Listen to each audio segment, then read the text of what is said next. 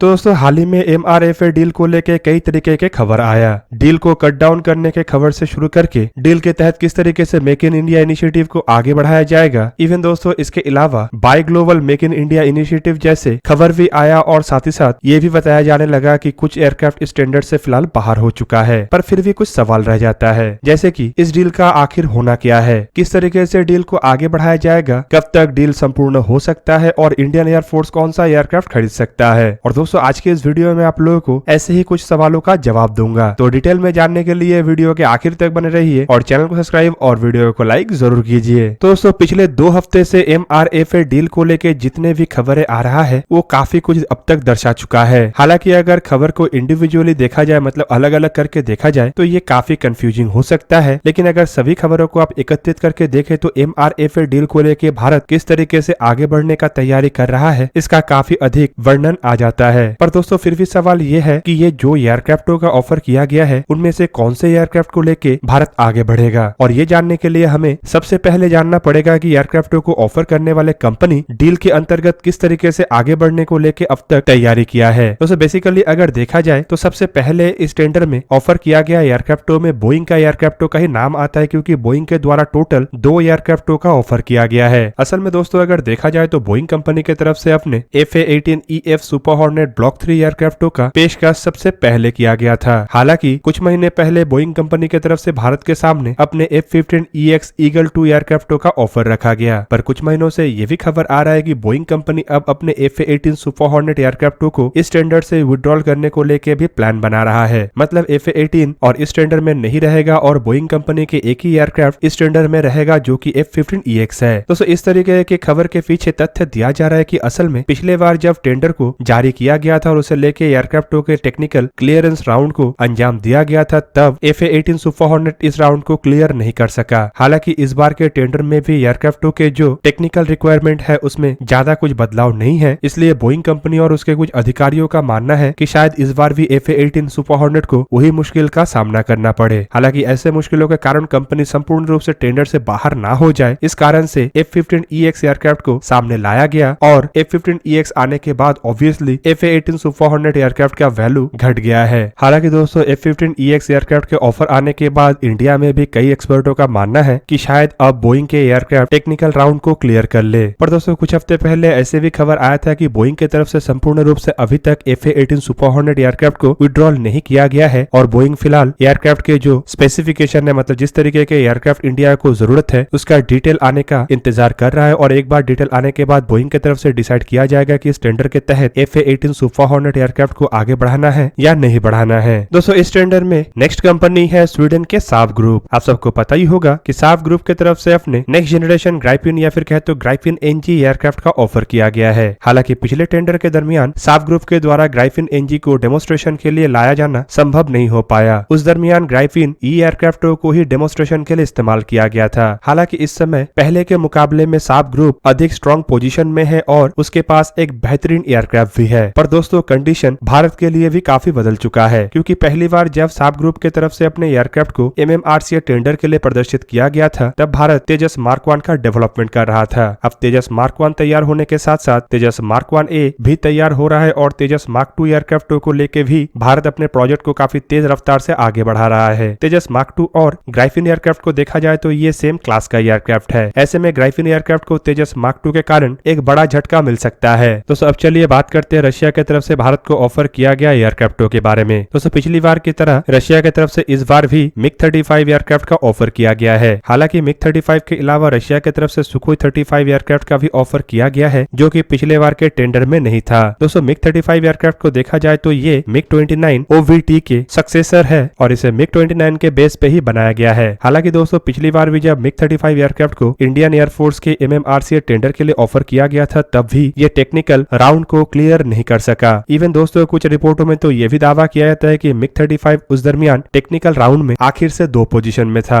हालांकि दोस्तों इसके अलावा जो सुखोई 35 एयरक्राफ्टों का ऑफर भारत के सामने रखा गया है ये फिलहाल रशिया यूक्रेन के लड़ाई में भी इस्तेमाल हो रहा है और सुखोई 35 को इस लड़ाई में काफी झटके भी मिल चुका है। रिपोर्ट के मुताबिक कुछ सुखोई 35 एयरक्राफ्टों को यूक्रेनियन एयर डिफेंस सिस्टमों ने मार गिराया। हालांकि दोस्तों ये बात अगर डील के ऊपर असर नहीं भी डालता है तब भी इंडियन एयरफोर्स के पास जो सुखोई 30 MKI एयरक्राफ्ट है ये काफी हद तक सुखोई 35 के ऑफर के ऊपर असर डालेगा। आपके जानकारी के लिए बता दूं कि सुखोई 30 MKI और सुखोई 35 लगभग एक ही क्लास का एयरक्राफ्ट है। इवन दोनों के आकार में भी ज्यादा अंतर नहीं है। सुखोई 35 में सुखोई 30 MKI के मुकाबले में कुछ अपग्रेडेड इक्विपमेंटों का इस्तेमाल किया गया है, जिनमें रैडर से शुरू करके एयरक्राफ्ट के इंजन तक शामिल है। हालांकि दोस्तों अगर सुखोई 30 MKI एयरक्राफ्ट को जो सुपर सुखोई में बदलने को लेके प्रोजेक्ट को आगे बढ़ाया जा रहा है, उसे सही ढंग से आगे बढ़ाया जाता है तो सुपर सुखोई भी सुखोई 35 एयरक्राफ्टों के बराबर का ही होगा। ऐसे में एक ही तरीके के सेम एयरक्राफ्टों को फिर से खरीदना शायद इंडियन एयरफोर्स की तरफ से पसंद ना किया जाए। दोस्तों अब चलिए बात करते हैं लॉकहीड मार्टिन की तरफ से भारत को ऑफर किया गया एयरक्राफ्ट मतलब F-21 के बारे में। हालांकि इसे F-16 एयरक्राफ्ट ही माना जा रहा है, लेकिन लॉकहीड मार्टिन कंपनी का कहना है कि ये F-16 एयरक्राफ्ट नहीं बल्कि इससे काफी दर्जे के उन्नत एयरक्राफ्ट है। दोस्तों आपके जानकारी के लिए बता दूं, पिछली बार लॉकहीड मार्टिन की तरफ से भारत के सामने F-16 ब्लॉक 70-72 का ऑफर रखा गया था। हालांकि इस बार जो F-21 एयरक्राफ्टों का ऑफर रखा जा रहा है उसे काफी हद तक F-16V एयरक्राफ्ट के बराबर का माना जा रहा है। हालांकि दोस्तों पिछली बार F-16 एयरक्राफ्टों के ऑफर को काफी बड़ा झटका मिला था और एक तरीके से भारत की तरफ से इस ऑफर को नकार दिया गया था। पर इस बार बताया जा रहा है कि लॉकहीड मार्टिन और भी बड़ा तैयारी के साथ आगे बढ़ रहा है, जिनमें एयरक्राफ्टों का प्राइस एक बड़ा फैक्टर हो सकता है। साथ ही साथ लॉकहीड मार्टिन इस बार एयरक्राफ्टों के ऑफर के साथ साथ भारत के इंडिजीनियस हथियारों के इंटीग्रेशन का भी ऑफर कर सकता है। पर दोस्तों ये जो ऑफर है ये शायद इंडियन एयरफोर्स के टेंडर के ऊपर बड़ा असर ना डाले, क्योंकि एयरक्राफ्टों के कैपेबिलिटी एयरक्राफ्टों के चुने जाने के पीछे सबसे बड़ा फैक्टर बनेगा। दोस्तों चलिए अब बात करते हैं उस एयरक्राफ्ट के बारे में जो पिछली बार टेंडर में दूसरे पोजीशन में आया था, मतलब यूरोफाइटर टाइफून। दोस्तों बताया जा रहा है कि यूरोफाइटर कंसोर्शियम के तरफ से इस बार इंडिया के सामने टाइफून ट्रंच 3 एयरक्राफ्ट का ऑफर रखा जा रहा है, जिसमें Eurofighter typhoon European common radar system mark 2 लगा हुआ हो। इसके अलावा ट्रंच 3 के इन एयरक्राफ्टों में एक इम्प्रूव्ड इलेक्ट्रॉनिक अटैक और इलेक्ट्रॉनिक वॉरफेयर कैपेबिलिटी भी होगा, जिसे लेकर कंपनी के द्वारा क्लेम किया जा रहा है कि ये गेम चेंजर है।